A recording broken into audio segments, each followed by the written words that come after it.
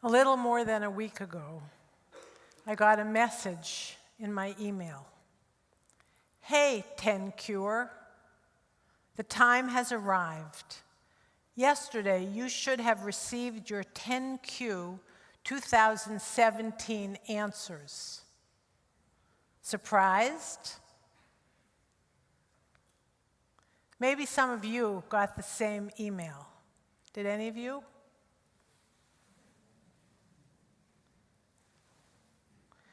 "10Q" is a kind of online journal.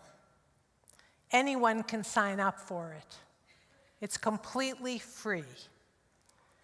On each of the 10 days between Rosh Hashanah and Yom Kippur, you get a question in your email. A few days after Yom Kippur, when you have finished answering the last question, you send it off into cyberspace. And then, if you're like me, you completely forget about it. So imagine your surprise when it arrives in your inbox. And then you look back over your year. Imagine my surprise. My answers brought me back to where I was this time last year. How much I hoped that my husband Rich's cancer, if not cured, could be managed. How much I hoped that I could be a good partner to him through whatever was about to unfold. How glad I was to be Rabbi Emerita instead of full-time rabbi, so I could be present to him through this journey. And how moved I was at the Rosh Hashanah contemplative service that he and I and Ryan led last year, and how the 100 blasts of the shofar that he sounded, shvarim, broken sounds, truah, wailing, weeping sounds, tekiah, whole sounds. How much those sounds captured my fear and my prayer for wholeness, whatever would be the outcome. And how I felt when he shared with me his Yom Kippur confession for the sin of feeling sorry for myself when so many people are suffering all over the world. So this year, I answered the same questions. Like the Torah portion each year, which stays the same, the questions stay the same. But I am different. The first question: describe a significant experience in this past year. How did it make you feel? The short answer was easy. The experience: my husband, Rich, died. How do I feel? I feel very sad. But the longer answer is I feel so grateful that we had this year together. I feel grateful that we were writing a book called Getting Good at Getting Older. And through working on the book, we had talked about everything you wish you had talked about with someone you love before he died. Everything from what information your surviving partner needs to know, like passwords and account numbers and business stuff, to what choices you would want to make as the end of life approaches. We had talked about our funerals and about how we would like to be remembered and what we hoped for our families and each other after one of us died. There was nothing left unsaid. And I'm grateful that he had a gentle death with his children and me at his side. I feel grateful that we face the truth that Yom Kippur teaches. Some of us will live, and some of us will die in this coming year. And that we finally understood the teaching about the Talmudic sage Rabbi Eliezer, who counseled his students. Repent one day before you die, he said. And then his students asked, but how can anybody know what day is the day before you die? Rabbi Eliezer said, you can't know. That's why you need to do tshuva now, today. Don't put off the changes you need to make, because none of us know how much time we have left. And wrestling with that teaching prompted Rich to ask other people many times over this past year, well, what would you do differently if you knew you had 2 years to live? How would it be different if you knew you had 20 years to live? What if you only had 1 day? What would you do? The second question, is there something you wish you had done differently this past year?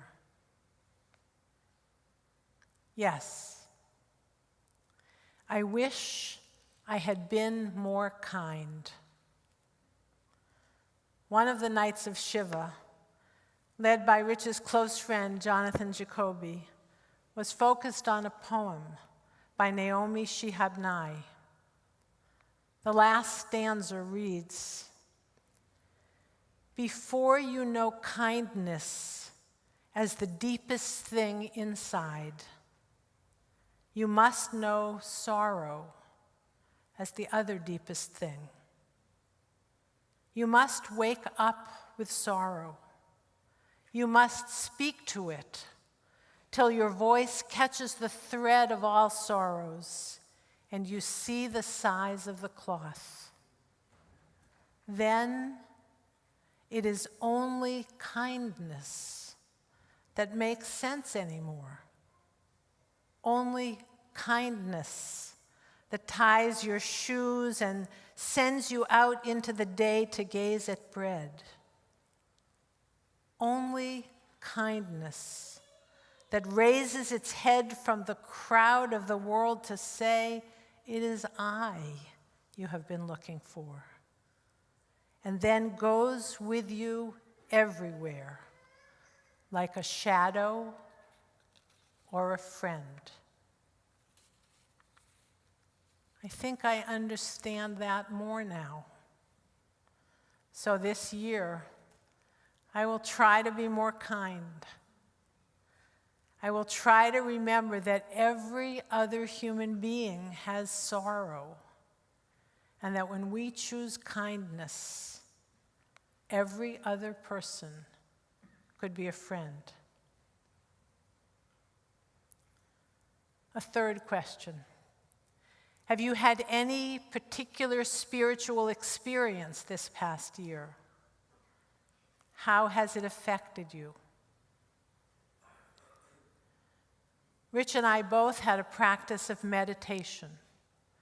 The focus for us both is a version of the meditation that Rabbi Aaron just concluded with.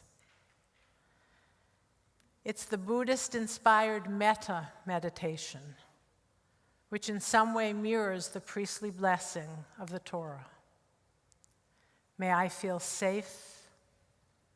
May I feel happy.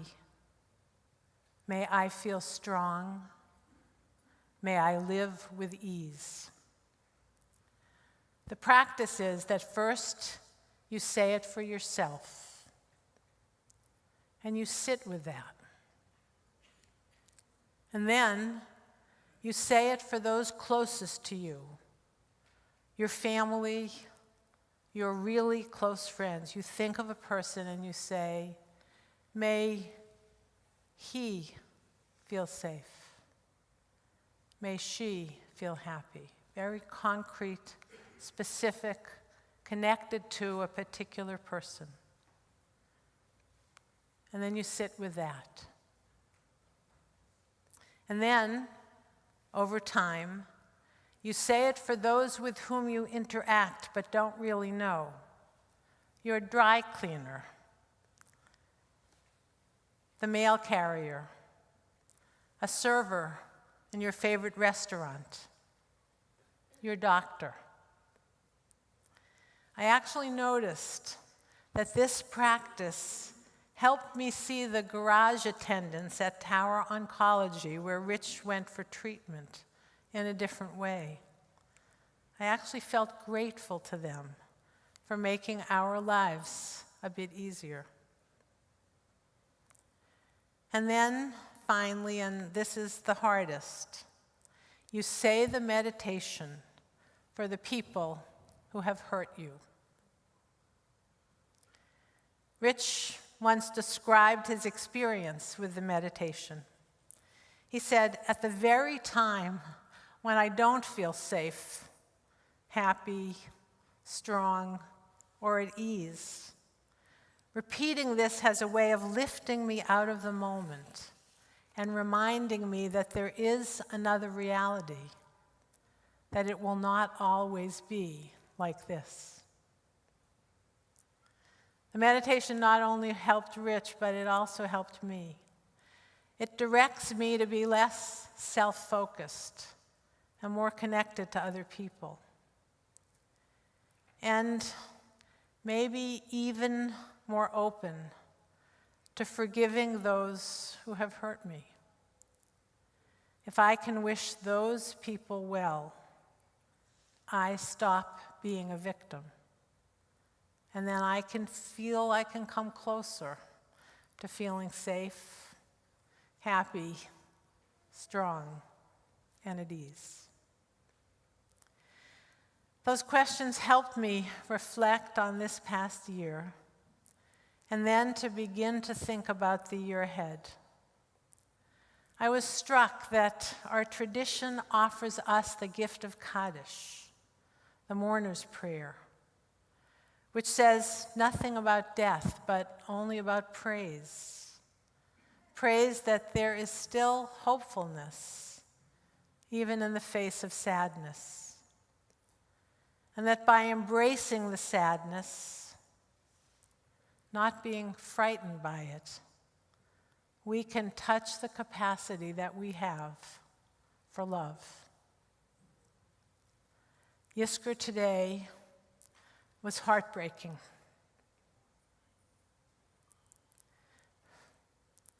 But it reassured me that my heart is still there. It makes sense to me that we remember those we loved, particularly on the holy days we shared with them. And then, in addition to Yizkor on major holidays and on the Yortzeit, our tradition also mandates that a child says Kaddish every day for 1 year after the death of a parent. But for all other categories of mourning, this is something that most of us don't know, for all other categories of mourners, for your spouse, your sibling, or even your child, you say Kaddish only for 1 month. Why? It seems counterintuitive, but it makes sense when you remember that these rules were instituted long ago, when infant mortality was rampant, when a person had many siblings, when spouses died very young. The tradition would have wanted the mourner to re-enter the world as soon as possible, to have more children, to fully participate in the life of the community. The death of a parent was a different kind of death, and the year of mourning offered time to work through whatever unfinished business each person carries with them from childhood throughout their lives.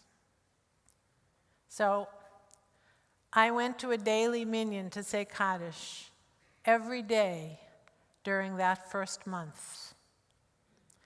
And while I'll still say Kaddish while I'm in synagogue on Shabbat and on holy days, I will no longer seek out a daily service. I'm no longer a mourner in that sense. And it's time for me to rejoin the land of the living. And it's also time for me to acknowledge my gratitude to all of you who have been so present to me and to our family during this time. So many of you mourned with me at the funeral and through Shiva. So many of you sent beautiful notes, emails, and made contributions to the causes that Rich cared about. And there is really no way I can ever adequately thank you. Your love has been an unbelievable reminder that the Untitled Chapter's promise is true. Tshuva, recalibrating, returning, tefillah, prayer, and the embrace of community, and tzedakah, the actions that we do to lessen the sufferings of others. All these really do lessen the severity of the decree.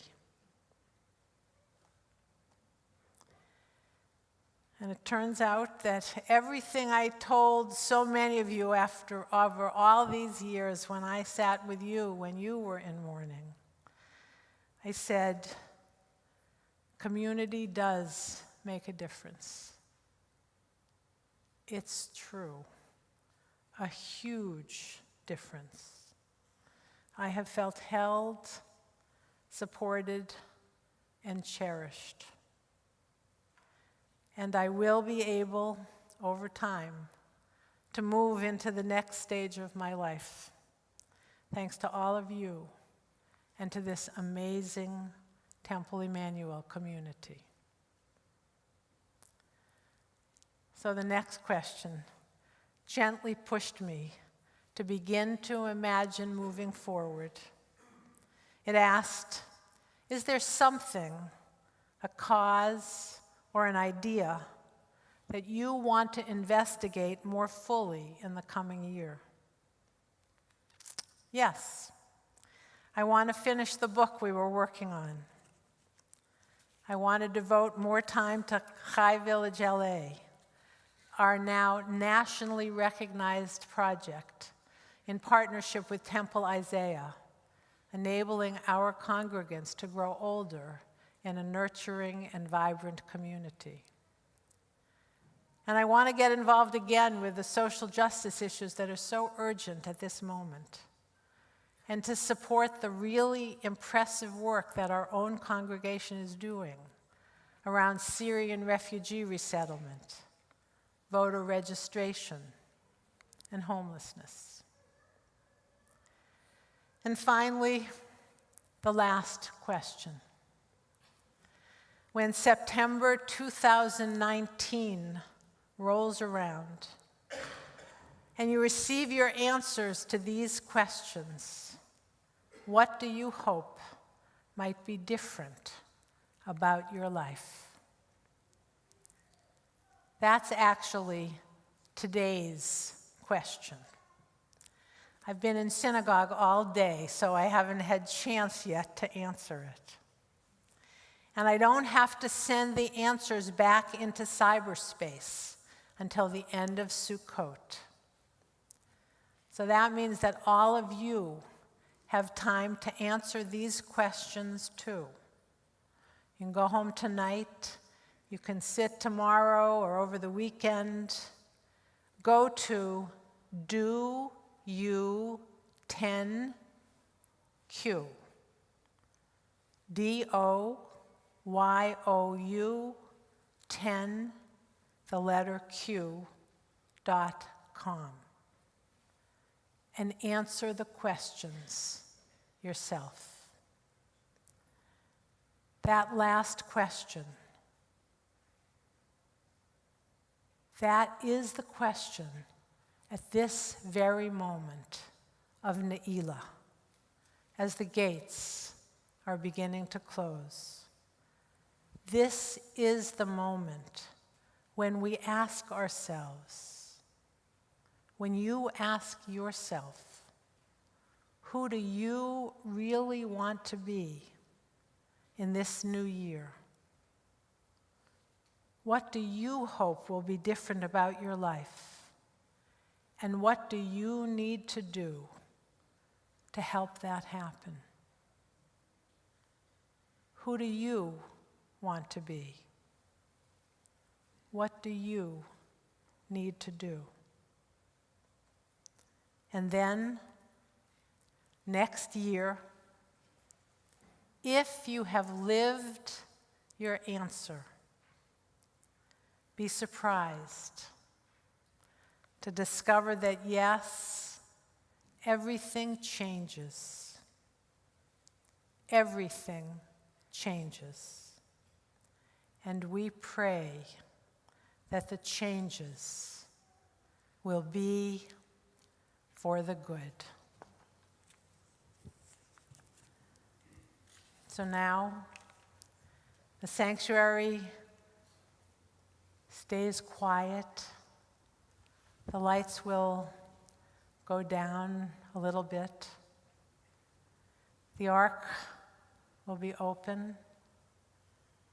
And each of you, each of us, will have some time to sit quietly and to think about those questions, to think about the questions that some of us answered after last night's service.